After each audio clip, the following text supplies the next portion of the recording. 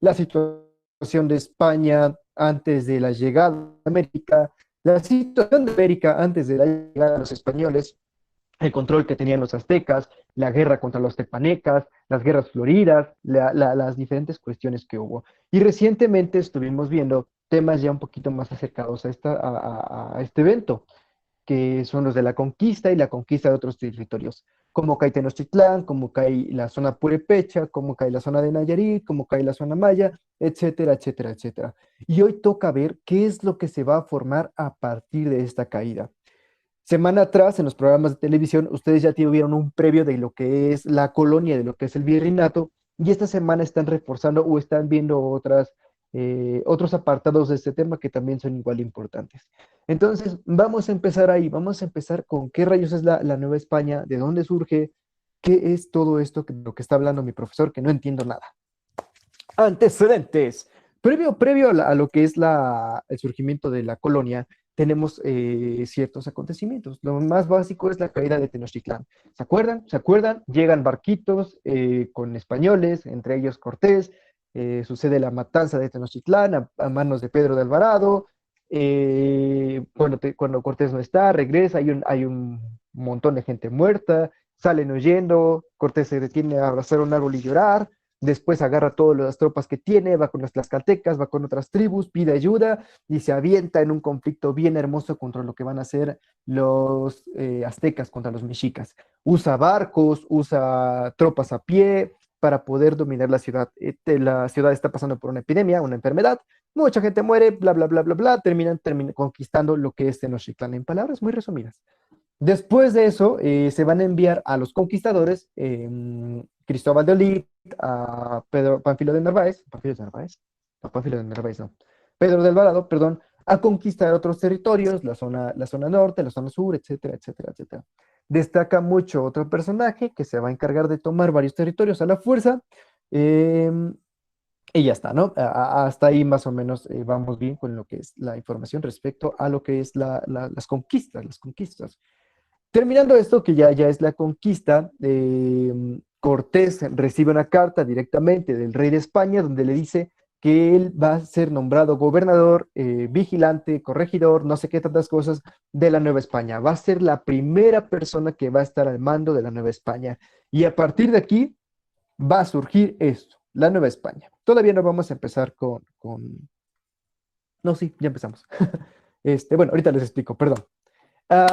Modus operandi, ¿qué significa esto? El modo en el que actuaban, cómo rayos organizamos la colonia. Vamos a hablar primero, valga el pleonasmo, de los primeros años, de cómo se fue formando la estructura, de cómo se fue moldeando la población, cómo se fueron haciendo esos pequeños cambios poco a poco. Primero vamos a hablar de lo que son las encomiendas. Tú eres un conquistador, tú dominas estos territorios, por lo tanto te voy a dar una cierta cantidad de tierra, una cierta cantidad de indígenas y vas a encargarte de este lugar y de esta población. Los tienes que cuidar, tienes que ver que no se te mueran, los tienes que alimentar. Si les puedes enseñar el español, qué chido, está a tu cargo. A cambio, ¿qué recibes? Todos ellos van a trabajar para ti.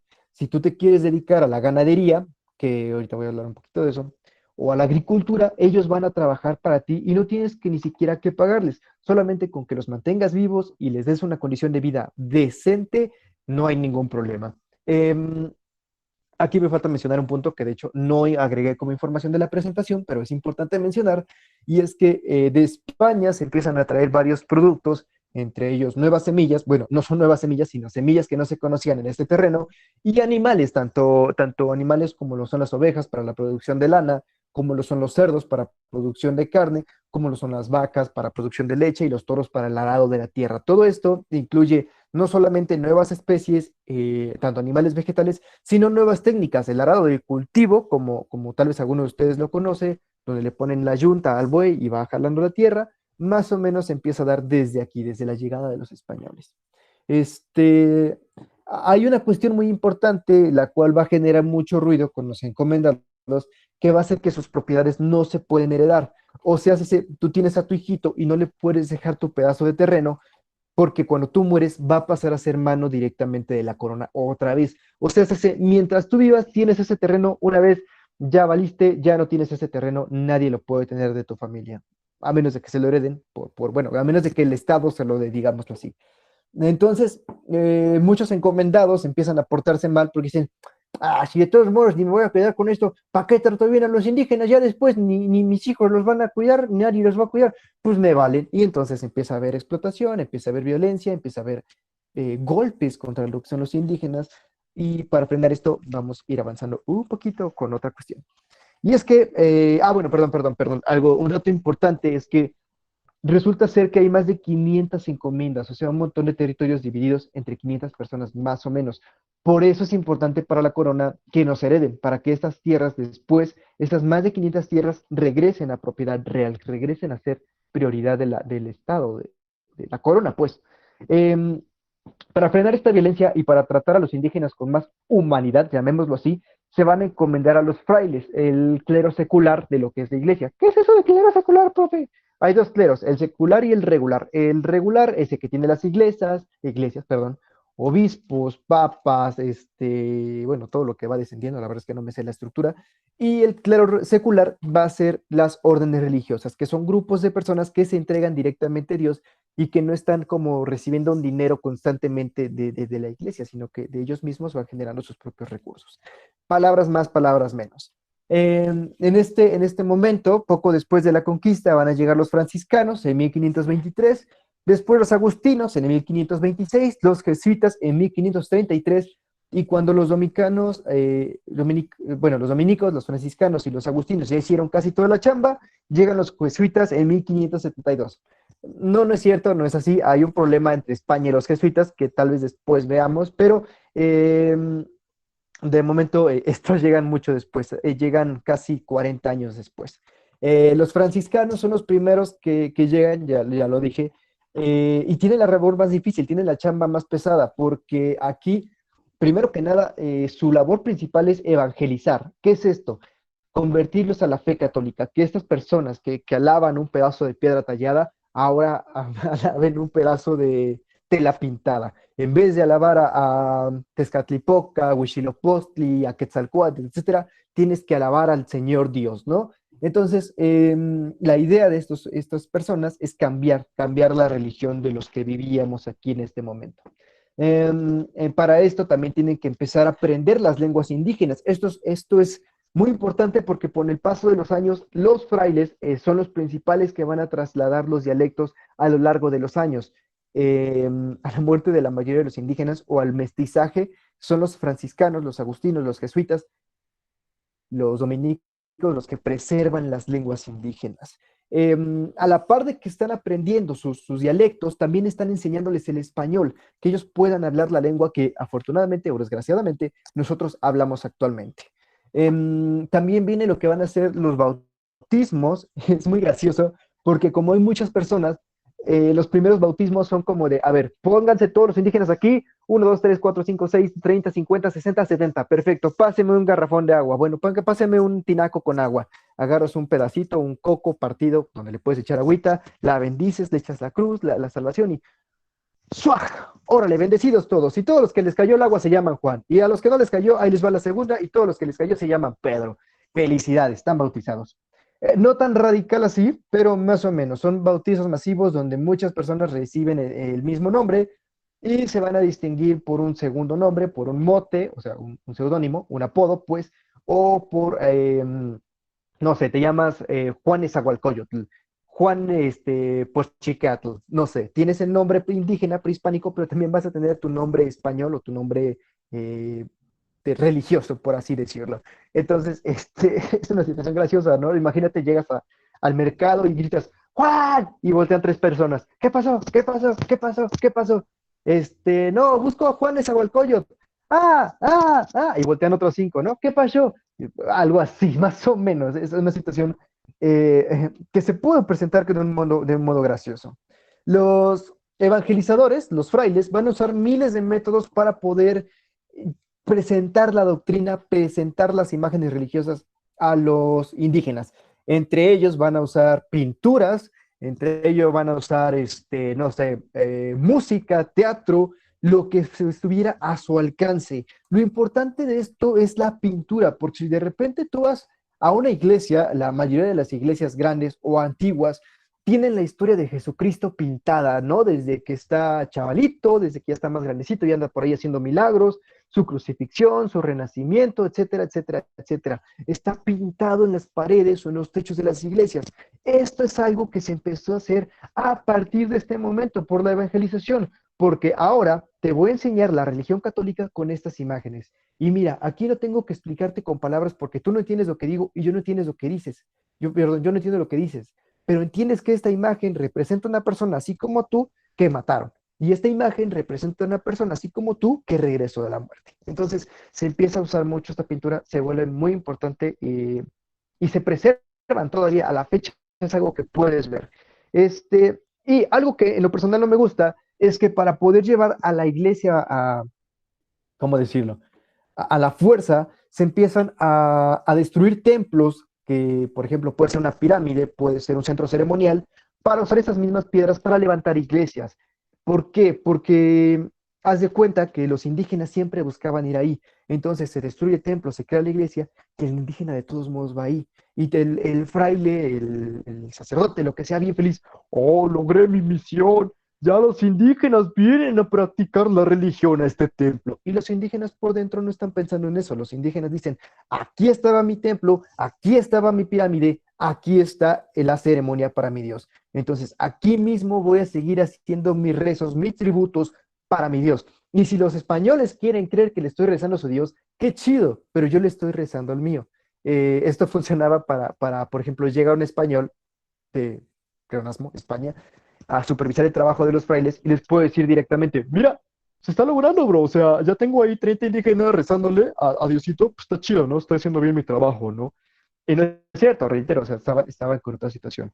En este mismo panorama van a surgir los bailes folclóricos, supongo que alguna vez los has visto o tal vez incluso practicado, las mujeres con faldas muy grandes y los hombres vestidos de maneras muy extrañas, a mi gusto. Este, nacen a partir de que los indígenas practicaban no solamente rezos o tributos, también practicaban danzas, cantos, etcétera, a sus dioses. Cuando los españoles ven esto, aprovechan esa situación para enseñarles la doctrina, ¿no? Ahora, en vez de bailarle a Xochiquetzal, bueno, no, Xochiquetzal es una persona, no es un dios, perdón, a Tezcatlipoca, a Huitzilopochtli, a Itzmal, a lo que sea, le vas a rezar, le vas a bailar, le vas a cantar a Dios. Y entonces se empieza a hacer una mezcla cultural que nos va a dar como resultado los bailes folclóricos. Después con la colonia van cambiando de ideas y se van modificando, pero hay que reconocer que empiezan desde este punto. Ahora, un tercer punto muy importante para hablar de lo que es la conquista, los primeros años de la conquista, es la división territorial. Para poder gobernar ese territorio se va a encomendar a una persona, que ahorita vamos a hablar de es el virrey, y se divide el territorio de lo que es México, que en ese momento se va a conocer como Nueva España. Se divide en lo que son provincias, ayuntamientos, y esta que tenemos aquí, que les estoy por mostrar, es la división territorial que tenemos para lo que es la colonia. Tenemos el territorio de Alta California, el territorio de Nuevo México, Coahuila, Texas, etcétera, etcétera, etcétera, etcétera. No me voy a detener con cada uno. Este mapa no es, me equivoqué. Bueno, eh, ¿por qué no es? Porque el mapa, déjenme lo busco a ver si lo puedo encontrar rápido. Se divide en territorios como Nueva Vizcaya, como Nuevo León, bueno, Nuevo Reino de León, etcétera. Eh, Dame un segundo. Mientras les platico otra cosa. ¿Cómo es que México se llega a expandir tanto? ¿Cómo es que llegamos a tener tanto territorio? Con la conquista se están dando cuenta de que cada vez que suben y suben más, se van encontrando con plata. La parte norte de México tiene un montón, pero montón de plata. Entonces ven esto como una oportunidad, ven esto como, por favor, si apague su micrófono, el de los perros.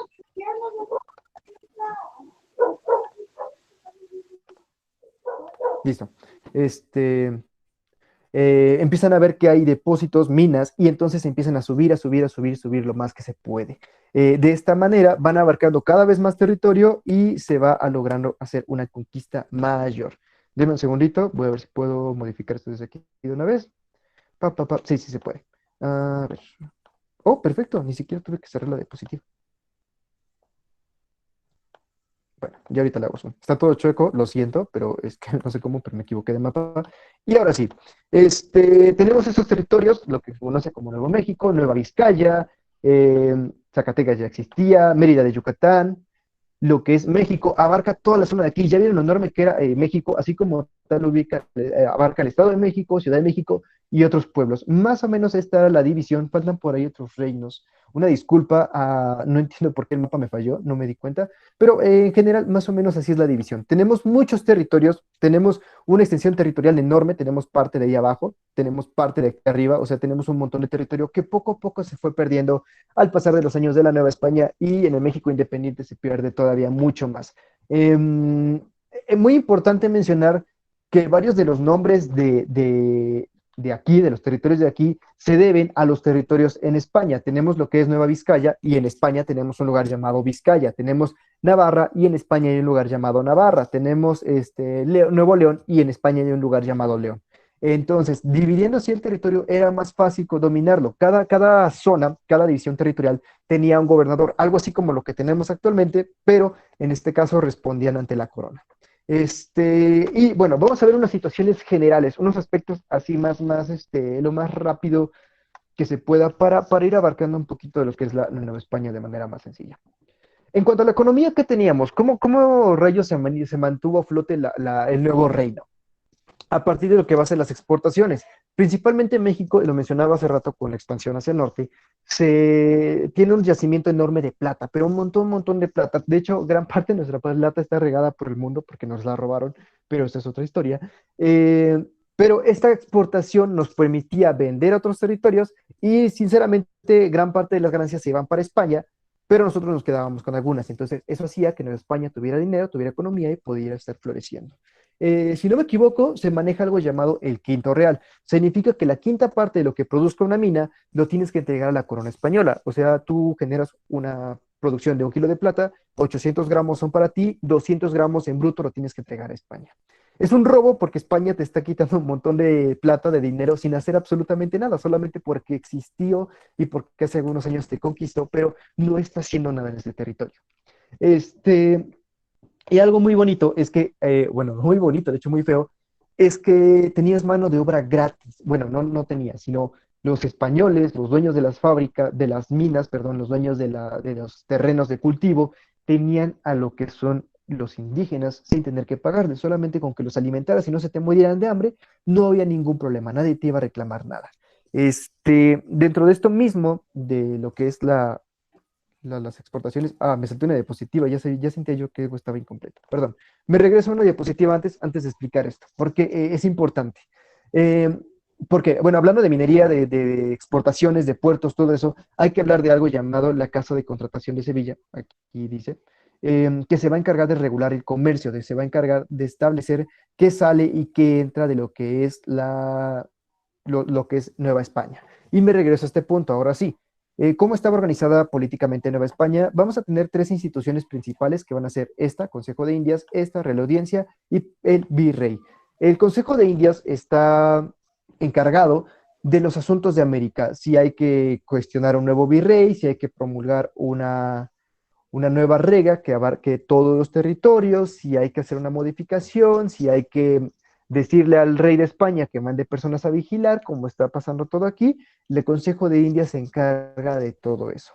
La Real Audiencia, la cual se va a encargar de, en América, o sea, en México principalmente, crear, modificar y aplicar leyes. Esto con el fin de que, sobre todo, los españoles no se pasen de lanza. ¿A qué me refiero? Los indígenas se decía que eran inocentes porque no conocían, porque lo voy a decir sinceramente, se les consideraba tontos, se les consideraba retrasados, se les consideraba de muchas maneras porque no hablaban el español, porque no sabían, no sé, distintos inventos que los españoles ya tenían, porque hablaban otras lenguas, etcétera. Entonces decían, ay, esas criaturitas son bien nobles, son así porque nunca han recibido educación o formación. Por lo tanto, yo, la corona española, los voy a proteger. La corona protegía mucho a los españoles, pero los que estaban aquí no los protegían tanto. Entonces, la Real Audiencia se va a encargar de la creación de leyes y aplicación de leyes, pero principalmente para los mismos españoles que están habitando en ese territorio.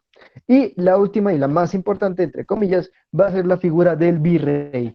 esta persona va a ser un representante directo del rey, va a ser la autoridad máxima en Nueva España, es el que va a tomar las decisiones y es el que va a ver cómo se va a aplicar todo en Nueva España. Y ahora las otras tres que también son importantes, pero no son tan importantes, es la Casa de Moneda, que se va a encargar de vigilar cómo está funcionando la economía en la Nueva España, el Tribunal del Santo Oficio, que se encarga de, bueno, después de la llegada del clero de las órdenes religiosas, va a llegar la otra iglesia. ¿Te acuerdas que te dije que había dos, el clero regular y el clero secular? Bueno, llega el clero regular porque siente que el trabajo del otro clero, o sea, de los frailes, no está funcionando tanto. O sea, hace que los indígenas, aunque ya están creyendo en Dios, no creen tanto y empieza a tener miedo de que se difundan otras ideas. ¿A qué me refiero con otras ideas? Y después de esto voy a hacer una pequeña pausa. Eh, Durante este tiempo en España se están manejando otras ideas de religión. Ya no solamente creer en Jesucristo, en Dios, etcétera, etcétera. Sé que empieza a difundir la palabra de Mahoma, se empiezan a expandir la iglesia ortodoxa, etcétera, etcétera, etcétera. Y la religión católica no quiere que esto esté invadiendo América. Por lo tal, manda al Tribunal del Santo Oficio, que se va a encargar de aplicar algo llamado la Santa Inquisición, que lo que hace es torturar, lastimar, entre comillas, a las personas que estén practicando cosas que no estén bien vistas por la iglesia. ¿Qué puede ser esto? Leer libros prohibidos, entre ellos la Biblia o el Corán o algunos otros libros religiosos de otras religiones. Esmeralda, es la segunda vez que activas tu micrófono. Por favor, ten cuidado con eso.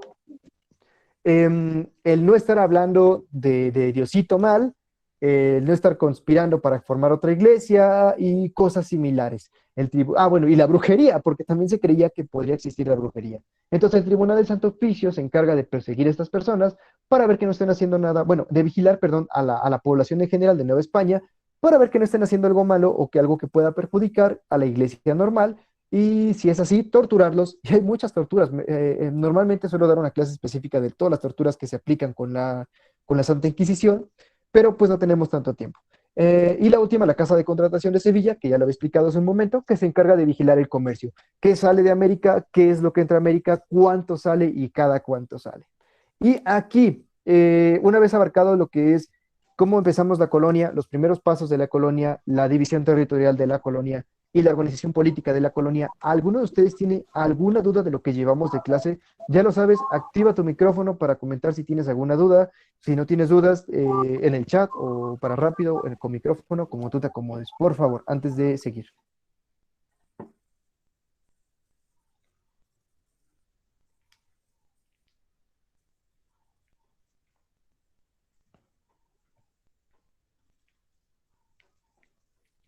Perfecto, pareciera que vamos bien. Ya sabes, cualquier, sea tu duda, sea la que sea, siempre la puedes externar.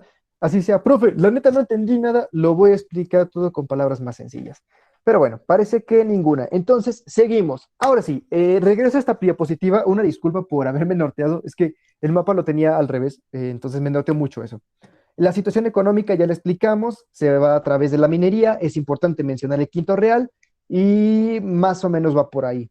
En cuestión social, en lo que es la población en general, hay que reconocer que los españoles no solamente trajeron animales, no solamente trajeron cultivos, sino que también van a traer a ciertas personas. En este caso, lo que van a ser negros. ¿Y en qué calidad lo traen? En calidad de esclavos para trabajar, porque consideran que los indios pueden ser un poco más débiles que los negros, porque consideran que a los indios no les puedes pegar tan duro como le puedes pegar a un negro. Digámoslo así, porque eso era lo que pensaban las personas de España que vivían aquí.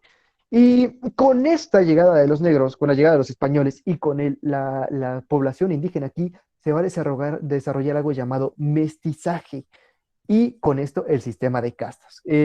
Parte por parte, ¿el mestizaje qué es?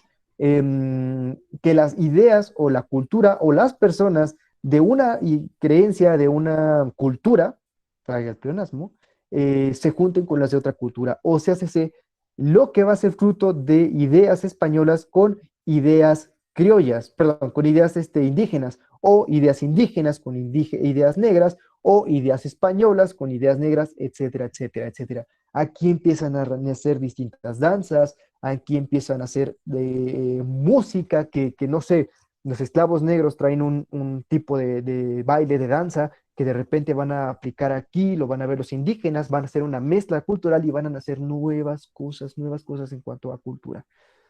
Y dentro de eso mismo va a estar el sistema de castas. ¿Qué significa esto? En algún momento a un español, así como Hernán Cortés, le gustó una morenita, una indígena, y digo, ay, qué guapa está esa niña, me gusta para esposa. Y tienen una descendencia, tienen hijos, ¿no? Así como la Malinche y Cortés tuvieron hijos. Estos hijos van a recibir un nombre específico. Tú como español, pues eres español, tú como indígena eres indígena, pero tu hijo va a recibir el nombre de mestizo, el hijo de un español con un indígena mestizo. Si este mestizo tiene un hijo con un español, se va a llamar castizo. Y aquí viene una rama enorme de lo que son las castas. eh, y digo enorme porque todas las combinaciones habidas y por haber. Me refiero a que, por ejemplo, si un, ¿cómo decirlo? Si un español se mete con una negra o una negra se mete con un español, su hijo se va a llamar mulato. Si un mulato se mete con un español, se va a llamar morisco. Si un morisco se mete con un español, se va a llamar chino. Y así más, hasta que vamos a tener nombres que se van a llamar saltapatrás, lobo, raso, etcétera, etcétera, etcétera. Y todo esto es por la descendencia de los padres. Es una cuestión muy importante ver todo esto de las castas porque literalmente por tu tono de piel va a ser tu rol social. Si eres muy güerito, si eres muy blanquito, pues te damos trabajos chidos. Jefe de la casa de moneda, jefe del puerto, jefe de policía, etcétera, etcétera, etcétera. Eres medio morenito. Pues puedes trabajar de sirviente en las casas de los españoles. Puedes trabajar como en un taller, en una industria, en un taller de costura. Eres más oscuro, pues te vas a trabajar al campo. Eres negro, pues te va a tocar trabajar en el campo a fuerza y con látigos a cada rato. Depende de tu tono de piel, depende de tu casta, la economía que puedes generar, el papel social que tienes.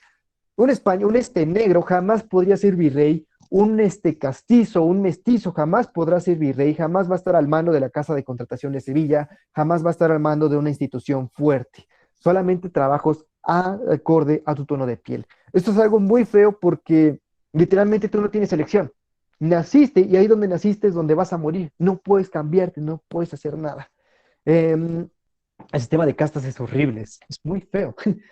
Y bueno, por último, lo que es la cultura, principalmente en los primeros años de lo que es la Nueva España, la cultura va a estar casi a cargo de la religión. ¿Se acuerdan de lo que les mencionaba al inicio? La pintura, que actualmente todavía vemos, música, teatro y principalmente la arquitectura. ¿Has visto las iglesias enormes que se tienen muy antiguas? ¿Has visto la Catedral Metropolitana de la Ciudad de México? Son enormes, estructuras enormes y que van a fungir como pues, parte del legado que se deja la colonia en cuanto a lo que es la cultura, arquitectura, para ser exacto. Se desarrolla el conocimiento de las plantas medicinales, que era algo que teníamos muchos los que nacíamos aquí, y lo compartimos con los españoles. Se hace una mezcla con lo que ellos sabían, con lo que nosotros sabíamos, un mestizaje de medicina. Es algo muy bonito de este tiempo. Con el tiempo van surgiendo nuevas fuentes de cultura que principalmente van a estar muy ligadas a la iglesia, pero ya va a estar separado. Surge aquí lo que lo que se conoce como la décima musa, Sor Juana Inés de la Cruz, una escritora, poetista mexicana muy importante, y bueno, nacen uno que otro más personas que se dedican a lo que es la cultura. Y ahora tal vez todavía tengas dudas de, profe, bueno, es que está chido lo de la colonia, pero todavía no entiendo muy bien cómo funciona. Te lo voy a explicar de la manera más sencilla, y es comparándolo con el México de Tenochtitlán y con lo que es el México actual.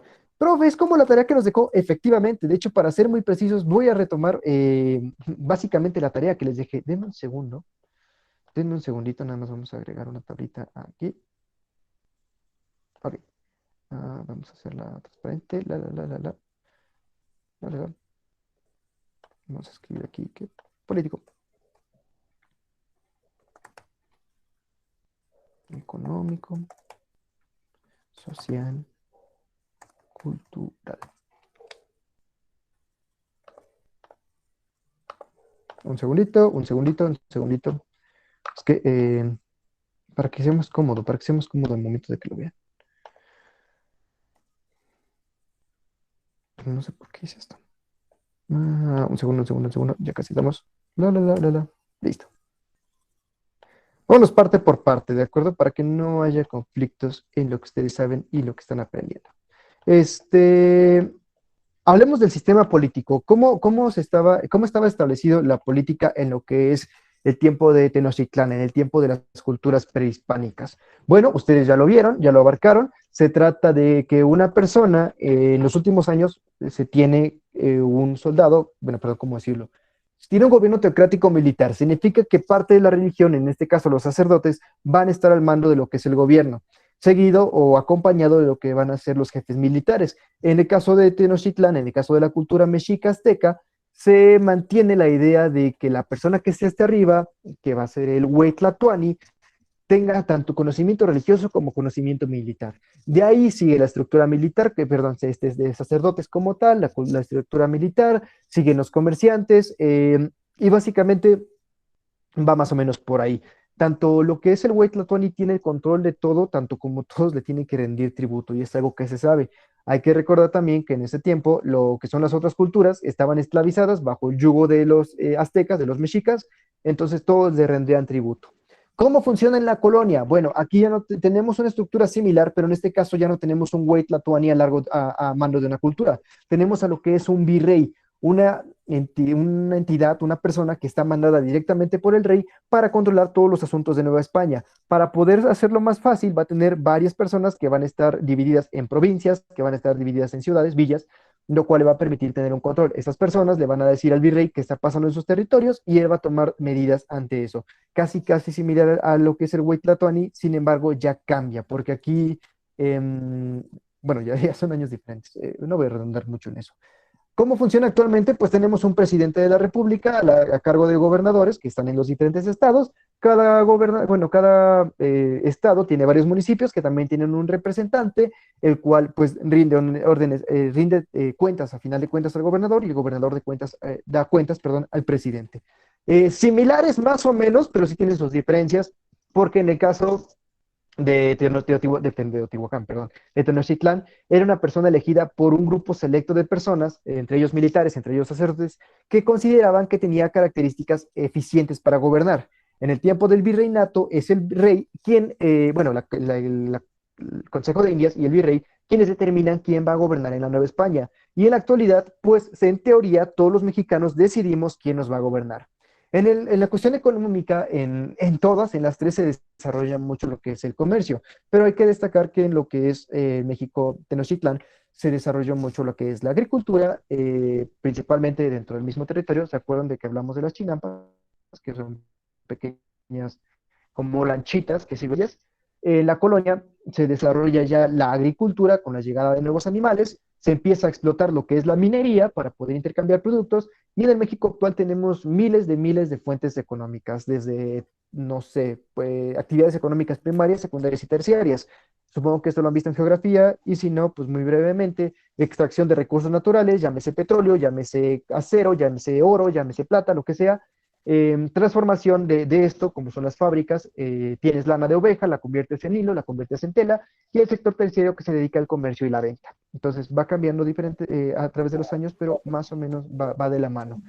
En el sector social, en Tenochtitlán, teníamos la cuestión de que perdón, otra vez, Esmeralda. Este, teníamos la cuestión de que tenías un trabajo específicamente, ya sea que fueras artesano, ya sea que fueras comerciante, ya sea que fueras guerrero, y te trataban conforme a tu situación, ¿no? Es una cuestión, bueno, es que, bueno, perdón, me nortea un poquito, me nortea de pronto algunas cuestiones, algo así de pronto me nortea, por ejemplo, el micrófono de su compañera, me cuesta un poquito, se los dije desde las primeras clases, a veces me cuesta un poquito recuperar las ideas. En el sector social de Tenochtitlán, reitero, tenemos la división de clases muy marcadas, así como lo político más o menos va de la mano. O sea, entre más arriba estés en la escala, entre más poder tengas, más economía tienes directamente. Aquí no existe como tal un dinero, pero sí existe un intercambio, lo que es el trueque. Te doy tal cosa por tal cosa. Entonces, no importa si eres rico o pobre, porque esa es nuestra estructura social, sino es a lo que te dediques. Si te dedicas simplemente a ser un esclavo, si te dedicas a la agricultura, si te dedicas a la creación de artesanías, pues no tienes tanto poder, no tienes tanto estatus social como lo tendría una persona que gobierna. En la colonia está muy marcado porque es a través de las clases sociales, perdón, a través de las castas.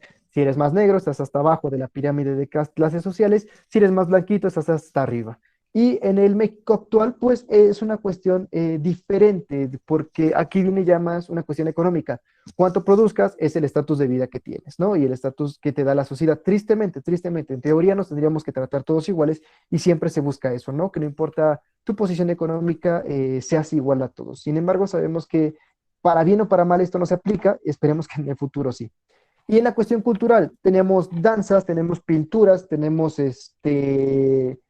distintas formas de representación cultural que principalmente en el México Tenochtitlán se van a hacer para alabar a los dioses, para rendirles tributo, para que los dioses te concedan favores. En la colonia se va a utilizar esto a manera de comunicar al mundo lo que está pasando aquí en América y para que los indígenas aprendan, para que los indígenas tengan conocimiento de la religión, de lo, etcétera, etcétera, etcétera. Eh, bueno, reitero, la pintura de México, la poesía de México se hace muy famosa en el extranjero porque es una muestra de lo que está sucediendo aquí y se lleva al extranjero. Y en la cuestión cultural, actualmente en México, pues tenemos miles de cosas. Tenemos grandes teatros, tenemos grandes salas de concierto, que muchas ni se ocupan. Este, hay pintores famosos, hay actores famosos, etcétera, etcétera, etcétera. Es un poquito de lo más sencillo. Más o menos espero que con esto ya esté quedando un poquito más claro lo que es la colonia. Vamos a ver todavía más de esto porque afortunadamente de la colonia se dirige un tema que a mí me encanta, que es la independencia de México, que creo que más o menos con eso es como la parte final. Colonia todavía vamos a ver un buen ratito y ahorita estoy dando un panorama general. Después nos vamos a ir parte por parte, la división de territorios, específicamente cómo se maneja, las diferentes instituciones monetarias que hubo, la creación de universidades aquí en México, pero lo vamos a ir viendo lento, suave, suave, suave, para que no sea tan. Hasta aquí vamos a dejar básicamente la información por el día de hoy. Necesito saber si alguno de ustedes tiene alguna duda, queja, sugerencia, reclamo o demás, por favor.